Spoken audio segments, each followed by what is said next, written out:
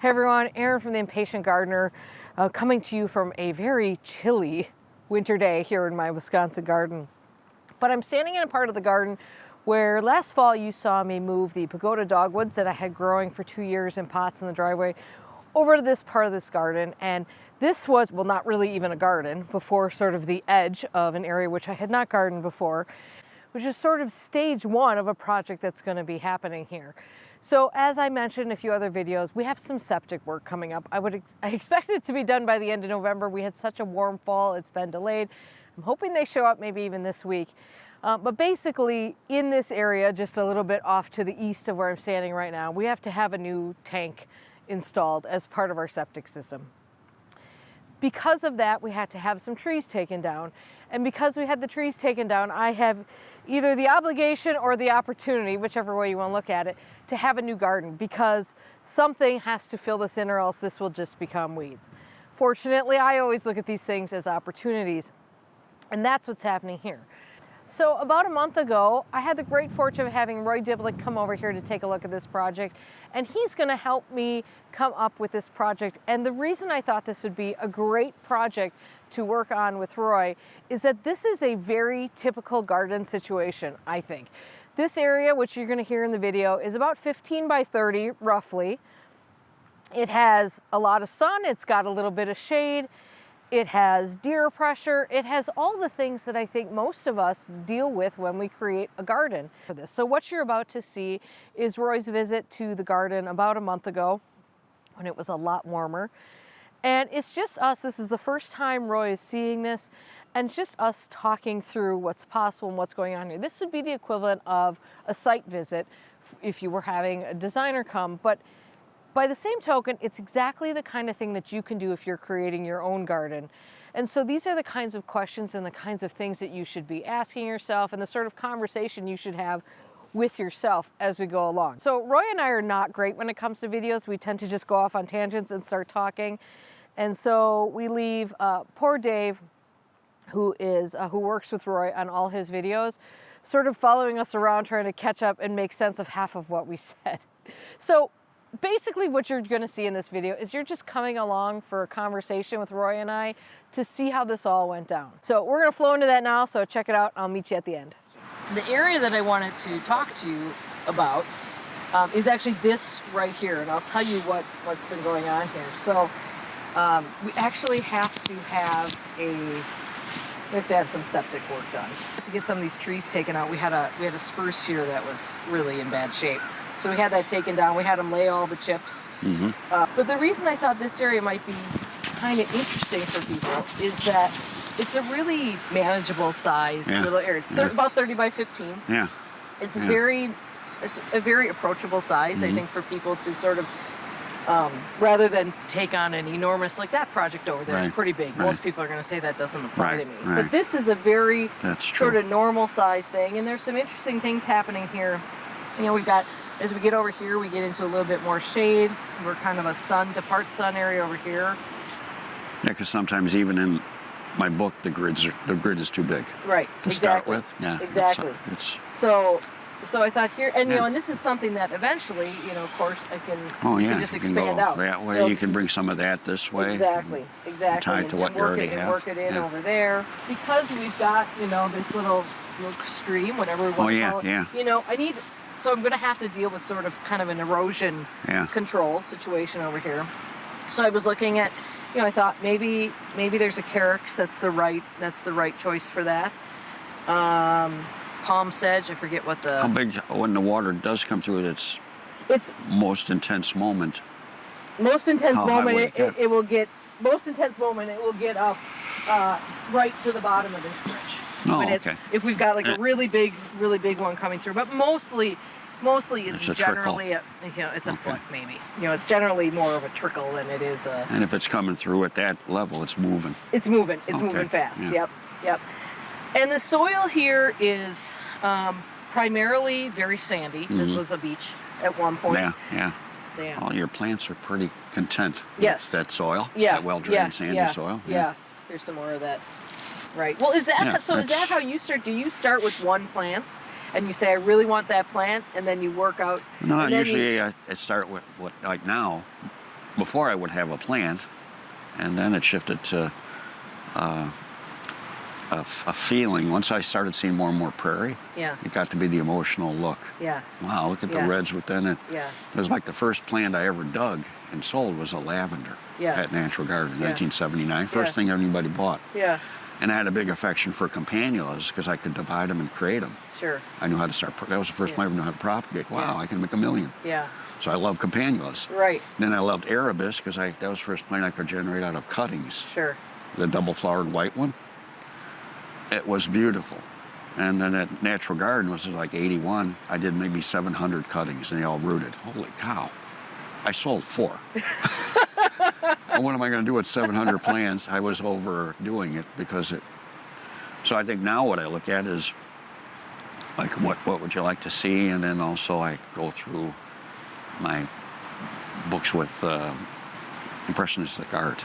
Yeah. So I'm doing more design. Dave came up with a good idea. I'm going to take a large painting, and I'm using Czech painters from the Czech Republic, and enlarge it, put a grid over it, and then show how to take the tonal changes of color and the length of a pattern on the grid, and what plant can be that pattern. So the painting will create the design. Oh, I love it. And I'll think about it, but actually the painting is the driving force behind it. Play off of what you have. Right. And since you have the geranium, you might want to do the corner here so it goes across the creek, and then what do you got over there? Like Brunera? Brunera, yeah. Yep. Maybe a little Brunera, then you can go that way with the sedges as you get into more shade. But then what sedge can we use that's not going to take over? Right, so you need a mounding sedge, but yet it has to have the character to put up with maybe a moment of water rushing by. Right. It might not get that high either. Yep. And it could be a short grass you haven't tried, like the shorter Millennias. No, I have not tried any short ones. I've got some tall ones over there that you could do some of the short, because I've got new ones from Pete. Okay. And it could be, one nice one is Heidenbrat. It gets this big when it flowers, but it's very upright and soft and gentle. Nice. And you could have a group of that going, with something in between it going to the bridge because it goes into the shade. Right. So it could be Heidenbrat, and we could put something vertical with it. Right. In between it.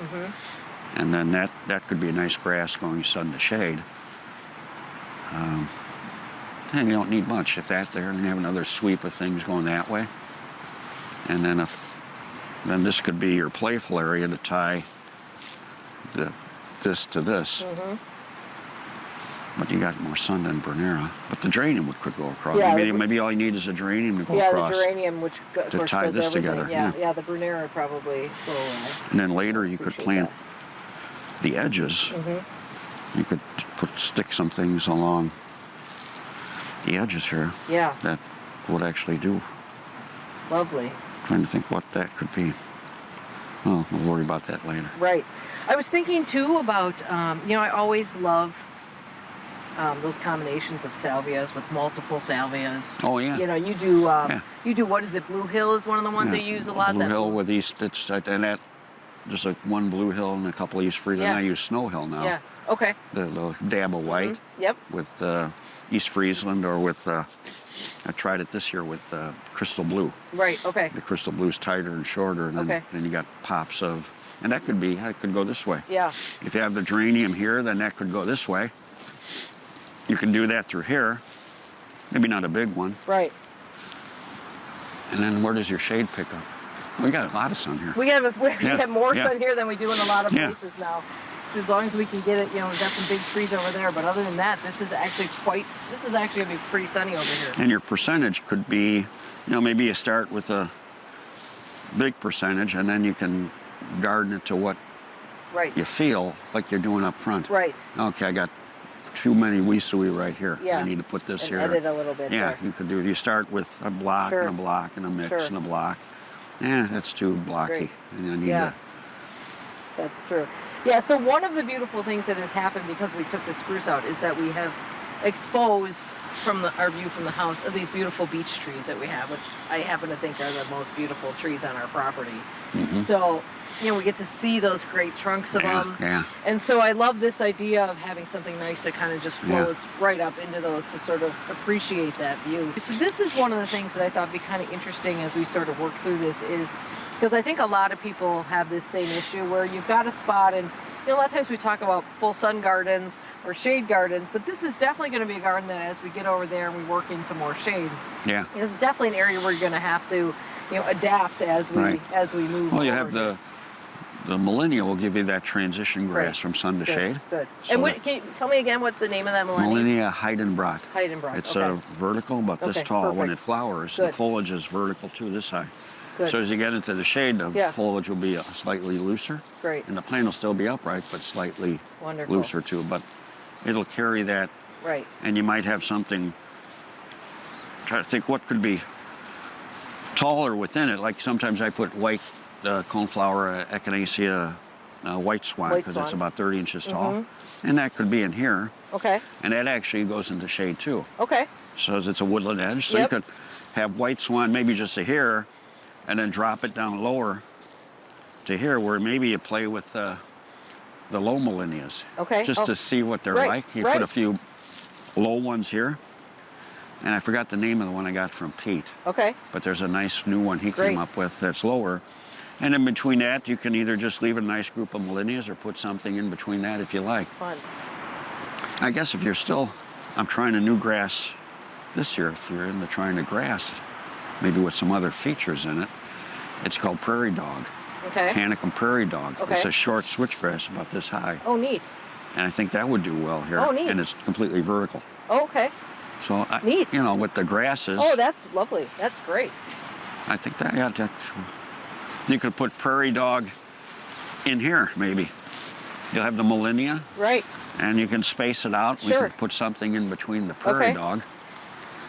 I just heard of it, and I'm using it on a job in Memphis. But I'm going to buy some in to try them. Yeah. But it would give you something to see different. Yeah, that would be great. Yeah. And I like the idea of a a nice vertical element there. That's great. Yeah, how nice. That's what that's and this really high. Nice. Yeah, that's what a nice height that is. And I think in your sandy soil it would stay that high too. In the organic soil, it might get a little taller, a little looser. I think that. And then what you want to put through it, that could be moundy. Right. Maybe something moundy, or you space the panicums a little bit and have it run to the edge here. Okay. And the deer don't eat Millennia or panicums. No. Yeah. All right, so I think you get the idea of how things are heading and how that conversation went. This is a very general conversation of where things can go. So the next step on this project is that we're gonna get down to more brass tacks of an actual design. Now, if you follow Roy's channel, and you should, he has a whole design series where you work out grid paper and how you work out your plant partnerships. And we're going to work through that in the next video in this series, which is going to be over on Roy's channel. So make sure you subscribe to that channel so you don't miss that. We haven't filmed it yet, so give us a little bit of time here to get that organized. And then we're going to carry you through, so you will be here for the planting and where things go this year. And my whole goal here is to bring you along with this whole process and show you just some of the steps that we're taking. And much of this is the steps that I take normally when I'm approaching a garden design, but I think the idea of a real garden designer and somebody as skilled and proficient at it as Roy just will add a whole other element to this whole project. Okay, it's cold out, so it's time to go inside. Hope you enjoyed the video. I'm going to leave you with a parting shot from the drone, just a little shot peeking over at Lake Michigan. That was in mid-December. That was filmed. Thought you might enjoy it. All right, I hope you're having a great day in your garden. Stay warm. See you soon.